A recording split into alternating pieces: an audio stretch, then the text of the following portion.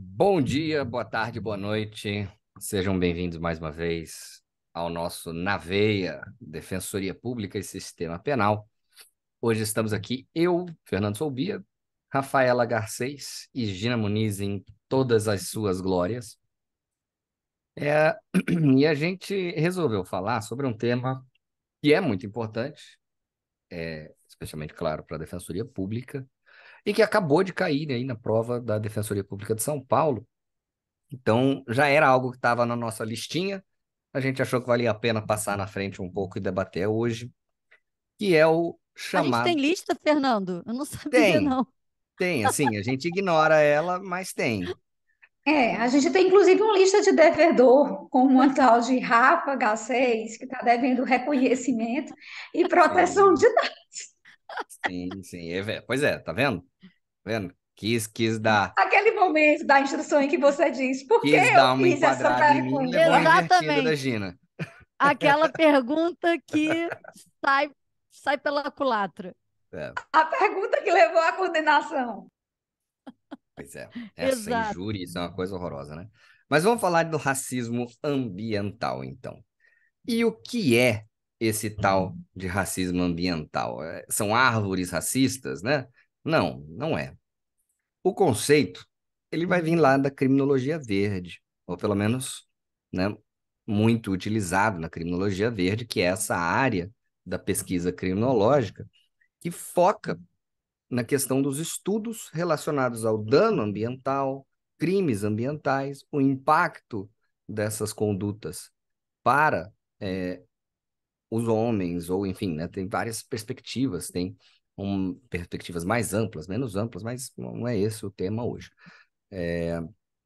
E aí, e é interessante, né, antes da gente chegar até na criminologia, no racismo ambiental, a criminologia verde trabalha muito com uma ideia chamada de ecossocialismo, né, que é essencialmente o reconhecimento da necessidade de justiça social como uma premissa para se abordar as questões climáticas. Por quê? Porque é inevitável você reconhecer que o grande dano ambiental causado pelo homem na sociedade atual, ele decorre diretamente do formato da nossa sociedade de consumo. Tinha até uma tirinha, né? Ai, quem quer preservar o planeta? Todo mundo levantava a mão, né? Quem quer mudar os seus hábitos de consumo para que essa preservação seja possível? Aí ninguém queria, né? Para construir um iPhone, eu acho que você mata metade da Mata Atlântica, né? É uma coisa horrorosa. E que, então, este poder está nas mãos das grandes indústrias, dos grandes negócios, e não você parou de comer carne e está achando que está salvando o planeta. É, Ah, então, Fernando, eu parei e acho que estou ajudando, fazendo a minha parte. Ó, vamos ter briga! Crise Então, no na veia. não deixa de ser certo que você está fazendo a sua parte, mas o impacto disso para a realidade mais ampla é absolutamente insignificante. Sinto muito. Mas, enfim, então, Sincericídio. é, a, Exatamente. a criminologia verde trabalha com essa ideia de ecossocialismo e com outras ideias relacionadas à justiça social, entre elas o racismo ambiental. E o que é o racismo ambiental? É, de novo, o reconhecimento, porque isso possui farta base empírica, farta, isso aqui não. Quando eu faço esses posts lá no Instagram que envolvem, que eu falei do racismo algorítmico, sempre vem o pessoal falando, você está inventando isso, isso não existe, isso é uma construção cerebrina. Mas não é, amigo, é realidade, você não sabe que você é branco, rico, hétero, cisgênero, Porque então é não faz burro, diferença né? nenhuma para você. Pois é. Porque é burro, né? Isso aí você evita Hoje eu tô jogar que assim na tô. cara, né? E aí no racismo ambiental não é diferente, né? Rafa, eu vi hoje nas redes sociais uma forma educada de falar. A inteligência sempre te perseguiu, mas você sempre foi mais rápido. Muito bom, Exato. muito bom. Então, o racismo ambiental vai partir da premissa, reconhecida através de dados empíricos, de que a distribuição dos impactos ambientais é desigual. É desigual. Não dá para você achar que todos os empreendimentos, seja na área urbana, seja um pouco de outras formas, vai ser distribuído igualmente para todos o que compartilham daquele espaço físico. Não vai. É só você pensar em casos bem, sabe, simples, de melhoria de mobilidade urbana. Vai ter que desapropriar uma porrada de casa para fazer um viaduto. Vai acontecer no condomínio fechado, com casas que só a Gina Muniz pode comprar? Não vai. Não vai. Vai acontecer na periferia. Vai tentar-se, ao máximo, priorizar aquele impacto ambiental na periferia. E quando você vai falar de construção aí, de incineradoras de lixo, de aterros, é sempre priorizando estas áreas mais vulneráveis, que tipicamente são compostas por minorias étnicas. Então, por isso se fala em racismo ambiental. E, de novo, gente, exemplos não faltam, tá? Teve um estudo de 2019 muito legal, falando de aterros e como esses aterros e incineradores são escolhidos, né, o lugar onde eles serão implantados, são altamente influenciados de acordo com o valor econômico do terreno onde eles são implantados, ou seja, né, preferivelmente em áreas vulnerabilizadas, em áreas onde o terreno não tem um valor por metro quadrado alto. A Rafa estava comentando de um estudo, de um livro que ela estava lendo, que é muito interessante, que também deixa bem claro, né, Rafa, esse conceito. Você não quer compartilhar com a Exatamente. gente? Claro. Eu estava falando com o Fernando, que eu li recentemente o livro Quarto de Despejo, da Maria Carolina de Jesus, que foi um livro publicado, Fernando e Gina, em 1960. Era o diário dessa mulher, que era uma pessoa que vivia na favela, que era catadora de papéis e de recicláveis, né?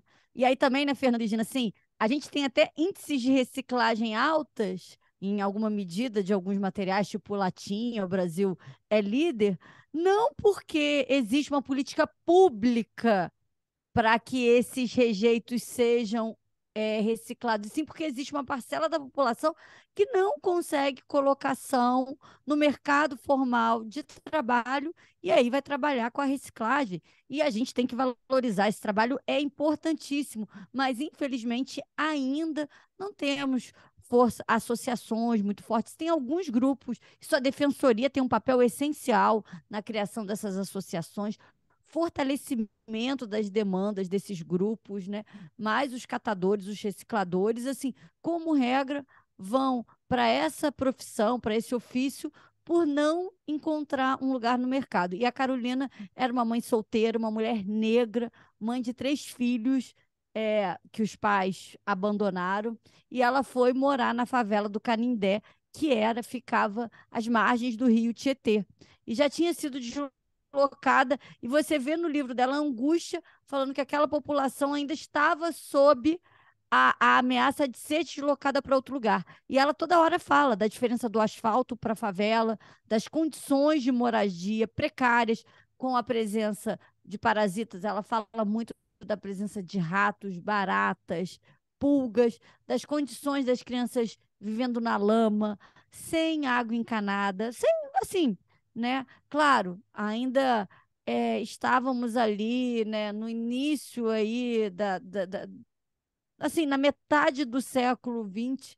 Então, claro que nós evoluímos no acesso a saneamento básico, mas em qual lugar da cidade, né? São Paulo, o Rio, né? A gente ainda vai ter esse racismo ambiental. Aonde, né, Fernando e Gina, teve agora no Recife enchentes muito devastadoras. Todos os locais em que tem esses eventos climáticos extremos, que a todos nós, né, toda a população mundial está submetida, mas quem que sofre mais? É essa população vulnerabilizada, e vulnerabilizada porque foi excluída, né, de um lugar, um ambiente, um meio ambiente equilibrado para viver, para colocar suas casas. Então, constrói-se em encostas, em condições assim, em que a moradia está sempre sob um risco iminente ou de enchente ou de desabamento, e além da ausência de saneamento básico, de presença de serviços básicos, coleta de lixo, você não vai ter também, e a presença aí desses parasitas, transmissão de doenças. Então, você vê no livro uma narrativa de um local insalubre. Vale muito a pena ler, porque ela traz esse reflexo cru daquela situação. Ela era uma pessoa, não era escritora, escrevia o seu diário, foi descoberta por um jornalista do Diário, acho que Diário de São Paulo, e na década de 60 ela publicou. Então, é uma narrativa nua e crua daquela realidade, vale a gente ler para entender e perceber que esse quarto de despejo, como ela diz, né, que é o lugar onde se joga os dejetos, né, que é onde o favelado fica, junto com o lixo. Não estou falando que eu concordo, não, é a percepção dela, tanto que o nome do livro é Quarto de Despejo. Esse lugar ainda continua existindo. Por quê? Né, Fernando? Aí a gente vê que existe, sim, que é uma forma desse racismo estrutural que se É. reflete nas condições de moradia e habitabilidade, né? Eu ia dizer isso, né? Que é absolutamente naturalizado, né? A pessoa, mas é claro que tem que fazer isso nas áreas menos valorizadas. Vai fazer no condomínio de luxo? Vai fazer no centro da cidade? Falou, por quê? A pessoa que vive numa área precária, em condições de vida precária, ela tem direito, então, a um ambiente menos saudável, enfim, menos compatível com as condições mínimas de saúde. A pessoa que mora no condomínio, ela tem que respirar ar puro. O cara que está lá na favela, que se arrombe. Não faz diferença o que ele respira, o que ele consome de água, para onde que vai o... Mas enfim. vai falar que você paga o IPTU, o outro não paga, né? Porque o argumento da gente, que é um argumento altamente preconceituoso, né? Ah, mas eu pago o IPTU caríssimo, né? A minha rua tem que estar asfaltada, né? E o outro não paga, mora numa moradia irregular, uma invasão, né? Então, e até por isso eu acho que eles não têm nem assim, não se sentem legitimados a pleitear, né? Você vê que a narrativa da Carolina é aquela narrativa de uma pessoa que aceitou, né? Não ela propriamente, mas é todo aquele grupo aceita aquela condição precária, porque, olha, tá aqui, a gente está invadindo mesmo, a Bizarro, né? gente não paga os tributos, O né? pessoal Muita resignação. confunde direito à propriedade com dignidade da pessoa humana. Com Sim, acesso básico, com acesso de questões básicas como saneamento, etc, etc, um meio ambiente equilibrado. Como você disse, fala, ó, esse argumento, mas não paga IPTU, tá bom, então ele vai pagar com a própria vida? É isso que você está dizendo? Para compensar a falta de recolhimento de um imposto, a pessoa paga com a própria saúde, com a própria vida, porque ela vai viver, então, num meio ambiente ou num local onde a gente coloca tudo que tem de ruim. Porque, assim, de novo, vida moderna, ela vai exigir, dentro desse nosso parâmetro de consumo, dentro desse estilo de vida nossa, ela vai exigir que a gente regasse o planeta. Ainda não exatamente. inventamos uma forma sustentável de existir. Não dessa maneira que a gente quer. Ou pelo Agora eu menos que vou a dar gente outra dica alcançou. cultural aqui. Não sei se você já leu Fernando Ayrton Krenak, que é um indígena também de da aldeia Krenak, e ele até fala isso, né? Porque se cada homem, né, se nós tivéssemos uma casa só, né, é, um níveis de consumo, digamos assim, razoáveis, mas não. O homem branco, como ele se refere aos não indígenas, né? Tem que ter casa de praia, casa de campo, tem que trocar de carro todo ano, tem que trocar de celular, tem que. E aí, ó, também, ó, a gente faz parte disso. Tem que comprar roupa na Shein pra caramba, que é um desastre ambiental também. Ainda não comprei, Tem que. sabia? Ainda não comprei, não tive Não coragem. Mas não é por comprou? consciência ambiental, não. É porque eu não sei comprar roupas online, assim. Gordo é foda, Ah, cara. Porque assim, eu sou gordo e baixinho. Então, para na servir no comprimento, eu não sei se vai servir na largura. Então, eu tenho que provar. Nem vou falar como que eu sou, porque para mim é Eu mais também difícil ainda, entendeu? Eu sou me baixinha e reservo ainda. ao direito ao É, silêncio, viu? Para fazer o exatamente. uso do meu direito ao silêncio. Agora Mas você apareceu, nós queremos agora os vai ter seus que falar comentários. aí. Não sobre a Shein, sobre É, assunto. Gente, eu vou ser bastante sincera. Vocês falaram tão bem que eu não tenho nada de substancial para acrescentar, nem mesmo uma participação de menor importância. Eu vou apenas parabenizar vocês, foi show. Hum, A Gina quer a aplicação do artigo 29, parágrafo primeiro do Código Penal. A Vai participação de menor reduzir de importância, um não. terço a 2/3 a pena dela, a entendeu? Na primeira, o verdade, meu caso primeiro aqui é é participação de insignificância, é menor importância, o atipicidade. segundo é colaboração dolosamente distinta, né? Exata. Aê, palmas para Fernando Sobia. Parece até que a gente alega isso nas peças, né? É. Não, aí vamos, isso é papo para um outro assunto, né? Para um outro episódio. Pois Mas eu é, achei bem mas, interessante. E como foi perguntado na prova, Fernando? Só para a gente aqui, cara, para os isso eu não ouvintes, a sei. gente Eu não dar o sei porque eu não vi serviço a prova completo. ainda. Eu não vi a prova, eu vi Aham. vários perfis aí de concurseiros que estavam nessa segunda fase, e eu vi eles comentando que caiu.